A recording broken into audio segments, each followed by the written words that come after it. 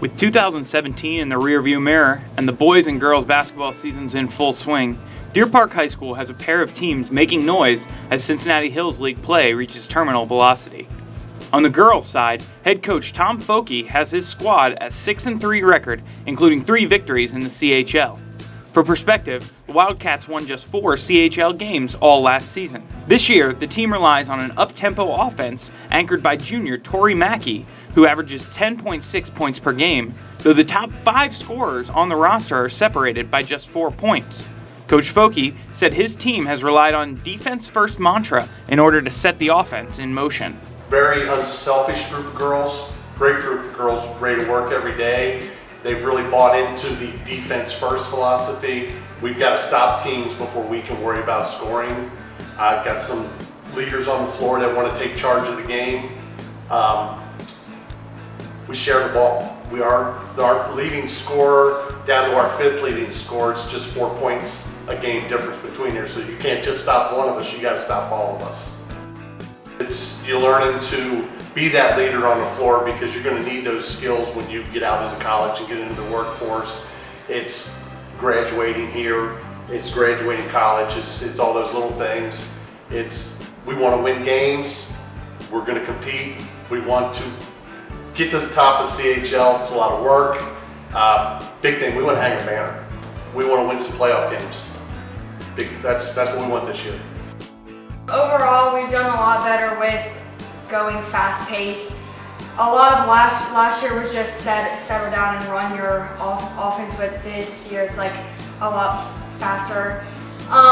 The attitude from the team itself is a lot better than it was last year, so that helps too.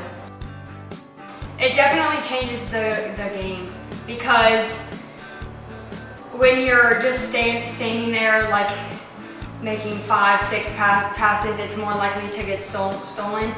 But if you make one pass and then drive, it's a lot better to either get the foul or make it, or you know have more chance at a scoring opportunity.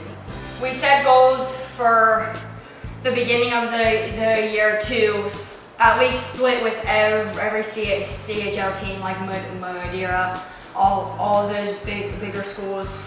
And we know that they're really tough schools to beat, so we're gonna have to work towards it. But it's something that I think towards the end of the year, when we play each team a second time, it'll be easier to beat those teams. For the boys' squad, offense has not come at a premium, as the team leads the CHL in scoring, averaging 87.5 points per game en route to a 10-0 record.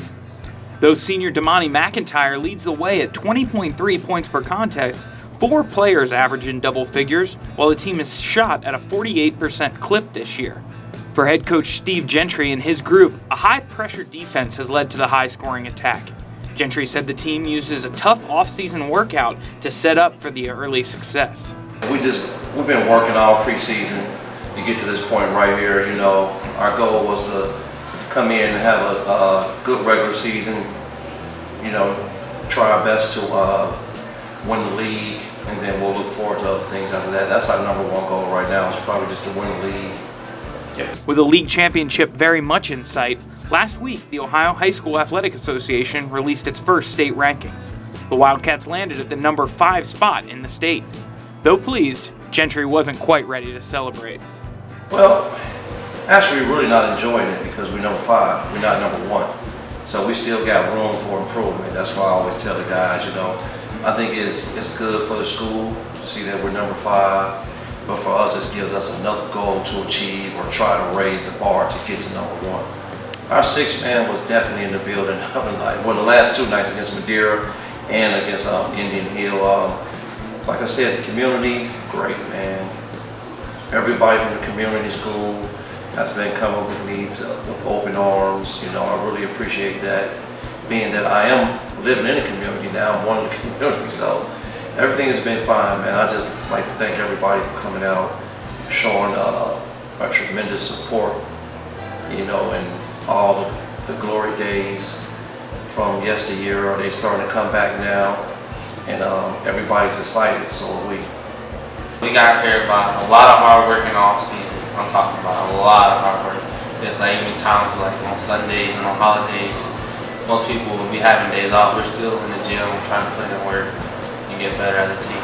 I mean, the press we run is to speed people up and turn over the ball, and actually we've been doing a really good job and successful at that. So I think the main objective is just speed people up, turn over the ball. It meant a lot to us because they're showing support for us, but also it's a fun time to have the community all together in one group, cheering for one team, and that's us.